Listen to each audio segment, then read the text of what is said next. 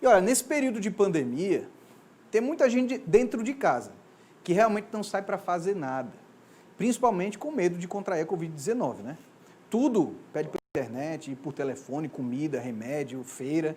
Alguns trabalham em home office e outros têm que inventar o que fazer dentro de casa. Quando tem criança, então, também. Tudo isso traz aquele medo do que vai ser daqui para frente. Como é que vai enfrentar o novo normal? Às vezes você conhece alguém que já adoeceu. Às vezes, infelizmente, você conhece até alguém que já morreu. E aí é que mora o perigo. O perigo das crises de ansiedade. Algo muito difícil. E para falar sobre o assunto, a gente convida aqui o Vasco Patu. Ele é terapeuta expert em ansiedade. Boa tarde, Vasco. Seja bem-vindo ao Ronda Geral. Boa tarde, muito obrigado pelo convite. É uma honra estar aqui com vocês, hein? A honra é toda nossa. A gente vai ajudar muitas pessoas que estão em casa agora a partir desse bate-papo com você. Tá? Me diz uma coisa, esse quadro que eu fiz agora, que eu acabei de falar, o medo, estar em casa confinado o tempo inteiro, realmente está correto o que eu falei, tudo certinho que eu falei aqui, ou você tem algo a acrescentar em relação a isso de ficar em casa e o medo de tudo que está acontecendo ao redor por conta da pandemia? Totalmente correto, você está certinho. Só para você ter uma ideia, o que aconteceu durante a pandemia foi dobrar os casos de ansiedade aqui no Brasil, que já antes da pandemia já éramos o país mais ansioso do mundo. E durante a pandemia foi feita uma pesquisa que foi publicada num dos maiores jornais científicos do planeta, que se chama The Lancet, e dobrou os casos de ansiedade. Tínhamos quase 19 milhões e hoje estamos chegando em perto de 40 milhões de pessoas já tomando medicação. Mas nesse período de março até agora, é isso? Esse dado? Exatamente, de março até agora. Dobrou o número de casos. De cada 10 pessoas que foram entrevistadas, 7 estavam com algum tipo de crise de ansiedade. Ô Vasco, e como é que se identifica uma pessoa que está com ansiedade? Você que conhece alguém que está naquele convívio, essa pessoa está com ansiedade, ou então até mesmo você se identificar como, não vou nem dizer uma pessoa ansiosa, mas eu vou falar que você está em crise de ansiedade. Vê só, a ansiedade, é bom a gente diferenciar que existe uma ansiedade que a gente chama de adaptativa, que é uma ansiedade normal, que é aquele medo que nos mantém vivos. Exemplo, você vai subir num prédio de 30 andares, você chega lá em cima, está ventando muito e o parapeito é muito pequeno. Aí você diz, eu não vou chegar até a beira do prédio lá porque eu posso ser arremessado pelo vento. Essa ansiedade a gente chama de ansiedade normal, adaptativa, preserva a tua vida e foi o que nos trouxe até aqui. Maravilha. Agora imagina a cena, você no térreo, vê que vai para o 30º andar, que é a cobertura. Aí o ansioso vai dizer, eu não vou até o 30º andar porque vai estar ventando muito. Se estiver ventando muito, é capaz do vento me tirar do elevador e jogar para fora do prédio. Isso se confunde também com... Pode falar, conclua, pode concluir. Isso se chama ansiedade. Você está ansiando, você está projetando, gerando expectativas geralmente negativas no futuro e que no final você sempre se dá mal, né? Esse seria a ansiedade. Mas pode se confundir com pânico ou não? O pânico é um dos transtornos de ansiedade, é um dos braços. Entendi. Toda pessoa que tem pânico é ansioso, mas nem todo ansioso tem pânico. E qualquer pessoa está suscetível a isso, seja um adulto, idoso ou criança? Com certeza. Temos relatos aí já de dados científicos que crianças com 3 anos de idade já com características de ansiedade. E existem graus também ou não? Você identifica a pessoa por... Não, esse aqui está começando agora, vamos tratar de uma forma, esse aqui já está em um estado avançado, bora tratar de outra forma. Existem sintomas, né? Você tem sintomas diversos, alguns que você consegue viver com eles de maneira mais tranquila, mas como você citou aí, por exemplo, o transtorno do pânico, a síndrome do pânico, é algo que te impede de sair de casa, te impede de ir num lugar cheio, te impede de N questões. Então isso bloqueia muito, a gente não diz que é pior, mas é um quadro especificamente que você diz, caramba, eu tenho que me tratar. E as pessoas buscam mais o tratamento por causa de síndromes assim, síndrome do pânico, o transtorno generalizado que pode dar taquicardia severa, falta de ar, tremedeira, dificuldade de concentração, irritação, insônia. Aí as pessoas procuram mais, mas tem pessoas ansiosas que convivem 20, 30 anos com ansiedade. Meu caso, por exemplo, eu fui ansioso 25 anos. Sério? Eu convivia com a ansiedade, seríssimo.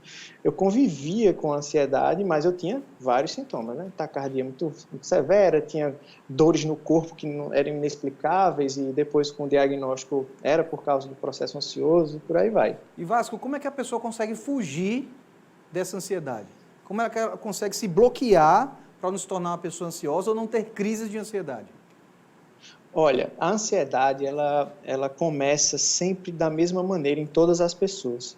Existe um padrão de pensamento negativo que você constrói cenários geralmente pessimistas no futuro ou baseados num passado de dor que você sofreu, um trauma.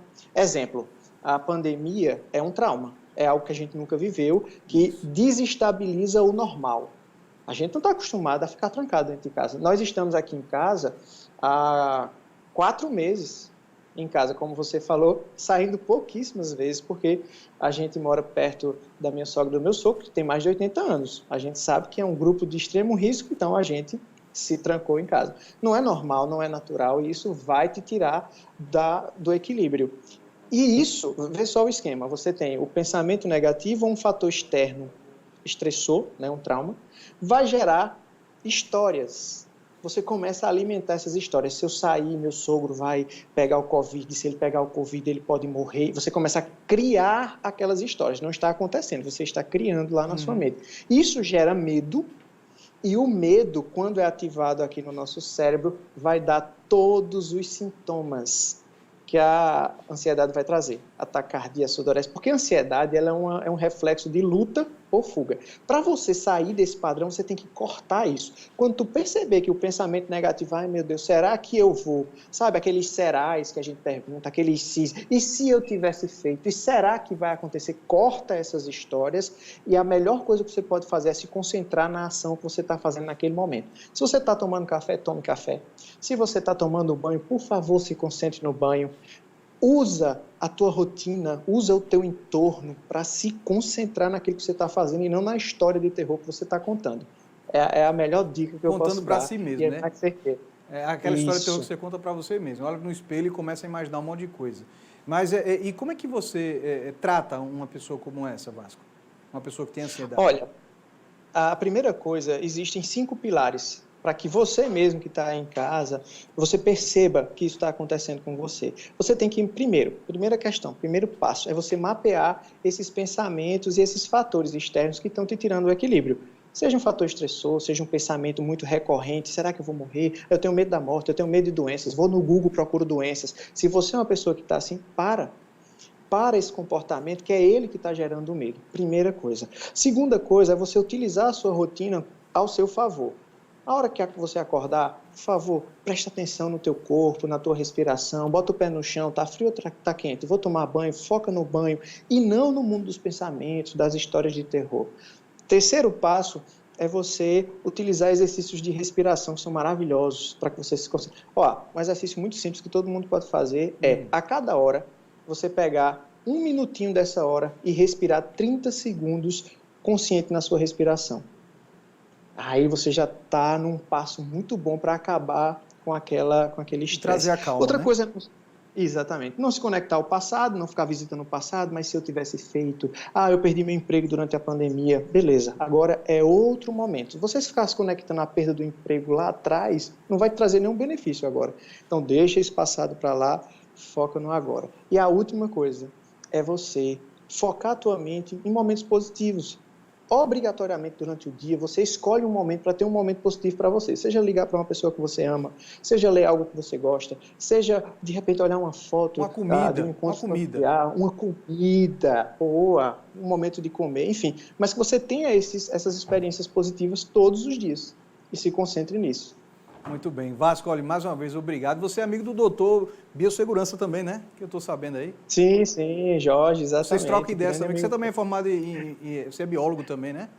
Sou biólogo também. Pronto, exatamente. aí vocês ficam conversando sobre muitas coisas aí. Eu fico imaginando um papo entre vocês dois, deve ser muito bom, né? Acho que deve ser muito legal, um complementando o pensamento do outro, deve ser muito bacana. Obrigado, viu, Vasco? A gente troca muita ideia. Gratidão, vamos nessa. Valeu, obrigado. Tá aí o Vasco Patu, falando para a gente sobre ansiedade e como tratar, né? E como você identificar. Vale lembrar também que se você, por acaso, chegou no meio da conversa com o Vasco, você conhece alguém que tem ansiedade ou está se sentindo dessa forma por conta da pandemia ou por outro motivo, você pode acessar o nosso YouTube, que é o youtube.com/tvtribunape, porque assim que o programa acaba, ele fica totalmente disponível na internet para você rever as nossas reportagens, nossas matérias também, as nossas conversas que a gente tem aqui ao vivo via Skype, tá?